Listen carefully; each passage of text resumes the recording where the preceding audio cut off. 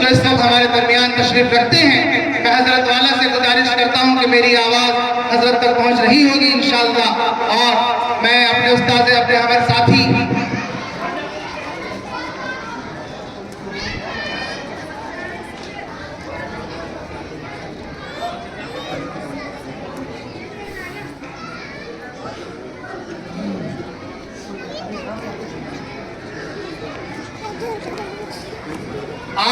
جب وہ آپ سے روبرو ہوں گے اور وہ آپ کے سامنے قرآن کریم کی تلاوت فرمائیں گے تو مجھے وہ واقعہ ایک ہمارے استاد محترم سنایا کرتے تھے، ایک واقعہ سناتا ہوں میں آپ کو قرآن کریم کے حوالے سے کہ قرآن کریم انسان کی زندگیاں کیسے بدلتا ہے۔ حضرت عمر رضی اللہ تعالیٰ عنہ کا واقعہ سب نے سنا ہے کہ وہ آپ صلی اللہ علیہ وسلم کو نعوذ باللہ قتل کرنے چلے تھے۔ کسی نے کہا کہ عمر کیا ارادہ ہے؟ کہا کہ آپ صلی اللہ علیہ وسلم کو نعوذ باللہ قتل کرنے جا رہا ہوں۔ انہوں نے پورے مکے کے اندر جو ہے بھوچال مچا رکھا ہے، پورا مکہ پریشان ہے۔ کسی نے کہا کہ آپ صلی اللہ علیہ وسلم کی خبر بعد میں لینا، پہلے اپنے گھر کی خبر لو۔ تو حضرت عمر رضی اللہ تعالیٰ عنہ اپنے گھر کی طرف چلے اور بہن بہنوئی کو کچھ پڑھتے ہوئے سنا، اور گھر میں جب داخل ہوتے پوچھا کیا پڑھ رہے تھے؟ تو بتایا گیا کہ قرآن پڑھ رہے تھے۔ بولے ذرا سناؤ۔ وہ بہت زیادہ مارا، اس کے بعد انہوں نے پڑھ کر کے سنایا، وہ تفصیل سے واقعہ ہم سب نے سنا ہے۔ جب وہ قرآن کریم کی آیتیں حضرت عمر رضی اللہ تعالیٰ عنہ کے دل کانوں کے اندر پڑی اور وہ کان کی سماعتوں سے ہوتے ہوئے عقل تک پہنچی اور دماغ کے پہنچتے ہوئے انہوں نے دلوں کے باپ کو جو بند پڑے ہوئے تھے ان کو کھول دیا، اور قرآن کریم کا نور جب ان کے دلوں کے اندر داخل ہوا تو حضرت عمر رضی اللہ تعالیٰ عنہ جن کے حوالے سے اللہ کے رسول صلی اللہ علیہ وسلم نے دعا مانگی تھی، اے اللہ عمر کے ذریعے سے اسلام کو مضبوط کرنا۔ قرآن کریم جب سنا جاتا ہے بس درخواست اتنی ہے کہ حضرت والا تشریف لا چکے، لیکن درخواست اتنی ہے کہ جب وہ تشریف لائیں اور قرآن کریم کی تلاوت ہو ایسا لگنا چاہیے کہ یہاں کوئی نہیں۔ بالکل وہ ایک شعر ہے کہ سانسوں ذرا آہستہ چلو، سانس لینے سے بھی عبادت میں خلل پڑتا ہے۔ تو یہ اتنی خاموشی ہونی چاہیے کہ آج ہمارے دلوں کے بند دروازے ان کی آواز اس قرآن کریم کی تلاوت سن کر کے کھل جائے۔ اسی تمہید کے ساتھ میں حضرت قاری اقرار صاحب دعوت برکاتہ سے درخواست کرتا ہوں کہ وہ تشریف لائیں اور تلاوت کلام اللہ سے اب یہ آخری جو مرحلہ ہے اس کا آغاز فرمائیں۔ انشاءاللہ اسی آخری مرحلے پر اس بزم کا اختتام ہوگا۔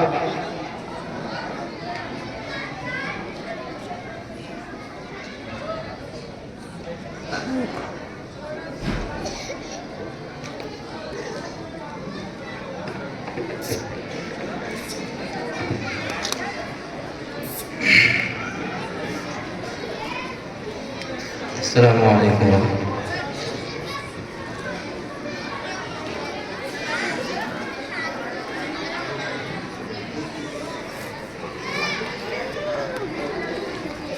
أعوذ بالله من الشيطان الرجيم،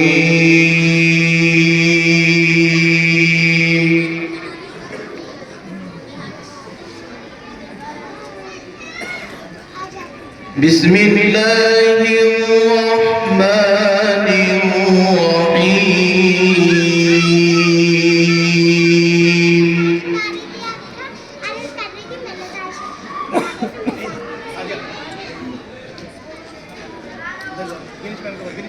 إنا نحن نزلنا عليك القرآن تنزيلا،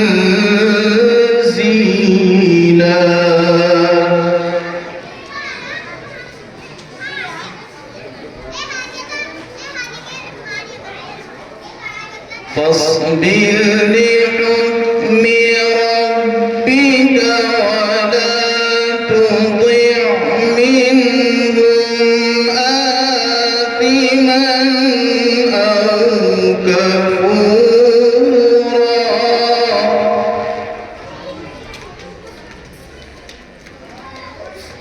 واذكر اسم ربك بكرة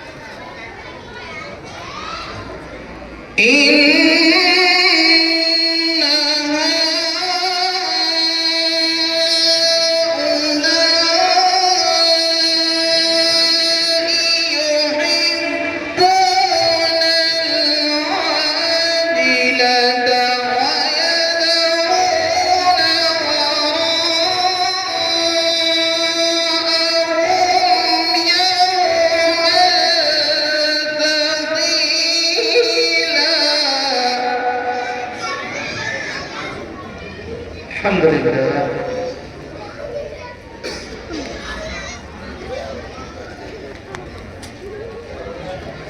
نحن خلقناهم وشددنا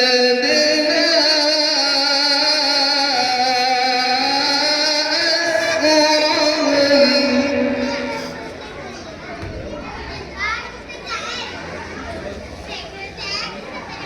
وإذا شئنا بدلنا أمثالهم تبديلا.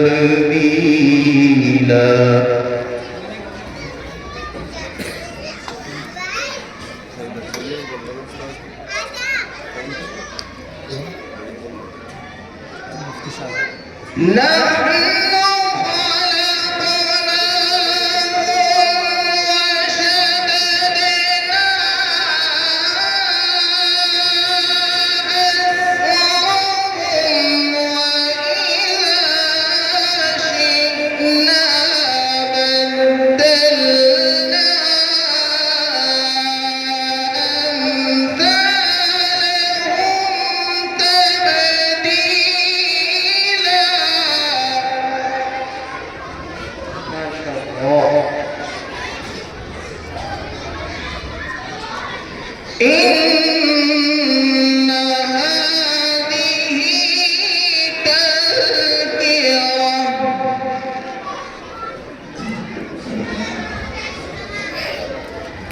فمن شاء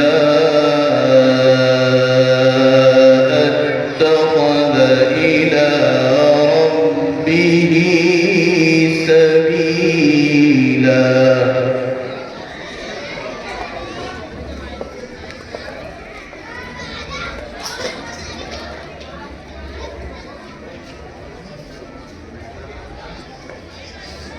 وما تشاءون إلا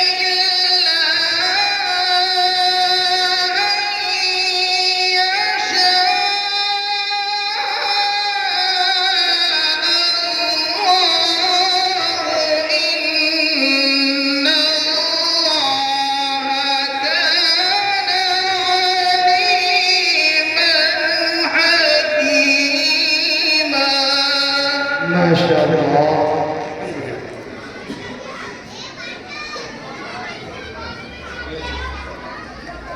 يدخل من يشاء في رحمته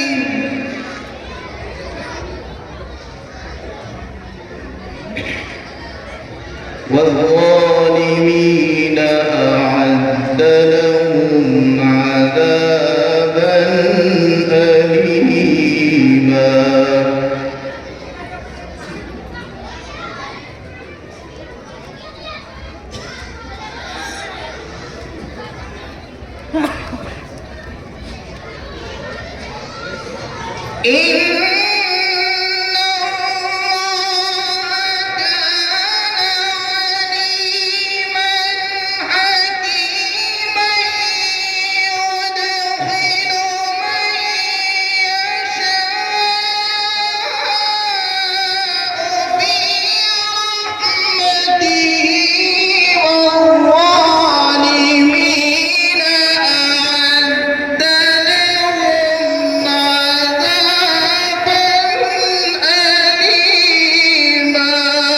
ما شاء الله. حياك الله.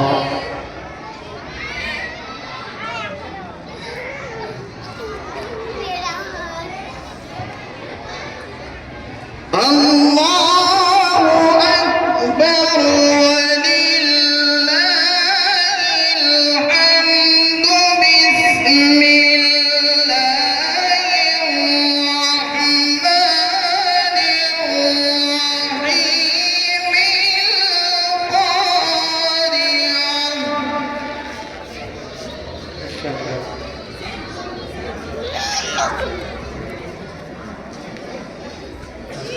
وما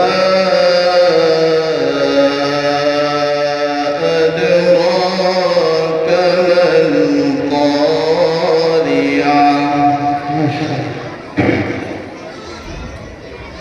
القارعة ما القارعة وما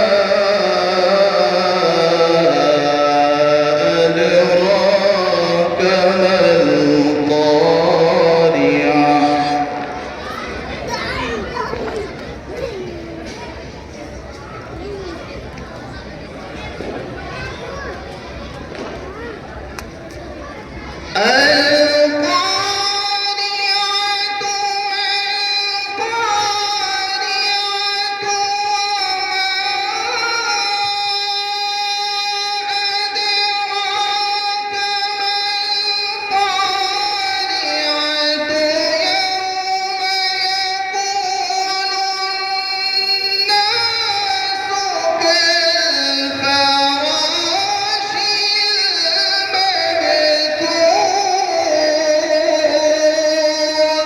ما شاء الله، بارك الله فيك.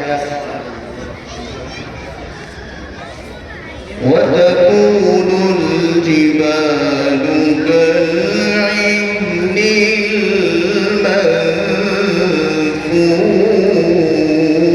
المنفوش فأما من ثقلت موازينه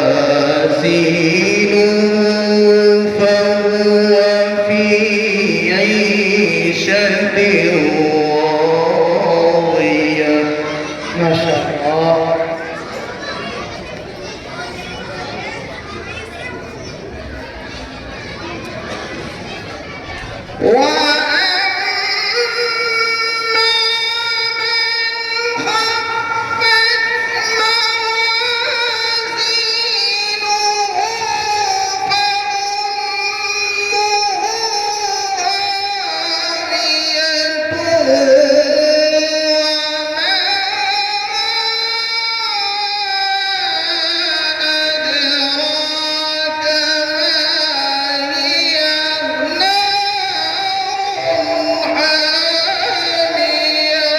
ما شاء الله، الحمد لله.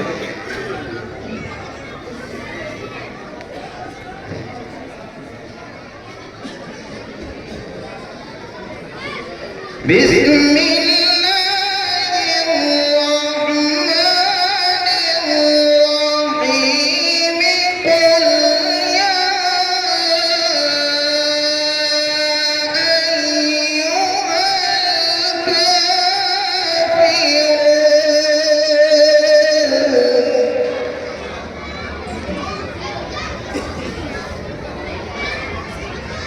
لا أعبد ما تعبدون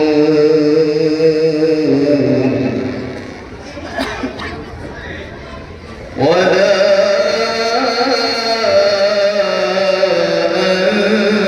أنتم عابدون ما أعبد.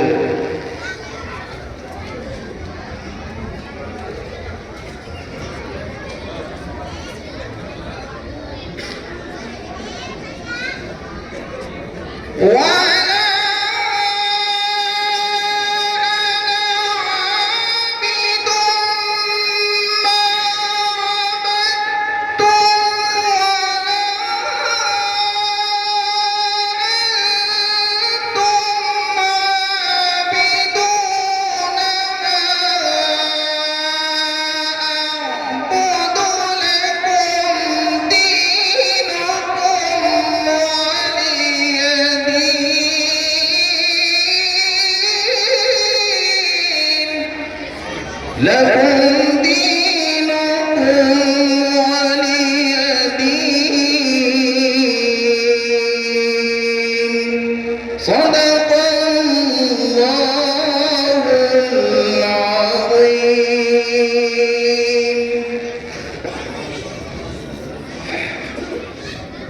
माशाअल्लाह। हजरत वाला अल्लाह तबारक व तआला हजरत वाला के उम्र को बरकत अता फरमाए। अब आप खुद महसूस करेंगे कि जब हजरत वाला उनके कुरान सुनने से पहले और अब हमारी जो तब्दील कैफियत है उसमें तब्दीली आ गई है। माशाअल्लाह तिलावत कलाम के बाद अब मैं कबल इसके के मैं नाज़मा हज़रत मुफ्ती गुफरान साहब दामत बरकातुहू को आवाज़ दूं। इसी सिलसिले को जारी रखते हुए हम्द के 2 अशआर पेश करने के लिए मैं बिरादर मोहम्मद अनस को दावत देता हूँ कि वो तशरीफ लाएं और हम्द के 2 अशआर